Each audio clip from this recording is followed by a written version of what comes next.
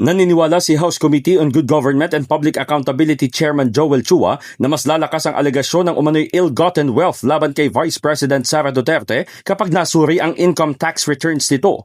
Ayon kay Chua, ikukumpara sana ng Committee on Justice ang ITRs ni Duterte at ang kanyang asawang si Attorney Manasseh Carpio sa kanilang Statement of Assets, Liabilities and Net Worth o SALN at ang report ng Anti-Money Laundering Council at Securities and Exchange Commission. Kung nakitaan niya rito na mababa ang binabayarang income tax, hindi ito tutugma sa pumapasok sa transaksyon na bilyon-bilyong piso. Kaya ang tanong, saan ito nakuha? Iginit din niya na tumalima lang ang Bureau of Internal Revenue sa subpoena sa pamamagitan ng pagdadala ng kontrobersyal na kahon, pero ang pinasusumite ay ang ITR. Punto ng kongresista, dapat manaig ang probisyon ng konstitusyon na nagbibigay ng kapangyarihan sa Kamara na magsubpina at suriin ang mahalagang dokumento laban sa batas patungkol sa restrictions.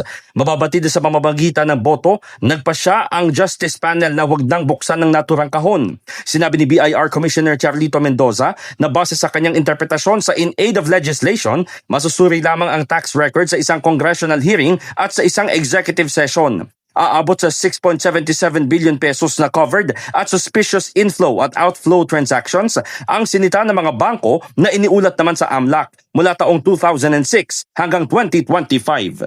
In the heart of changing lives, ako si Brigada Haji Caaminio ng 105.1 Brigada News FM Manila, The Music and News Authority.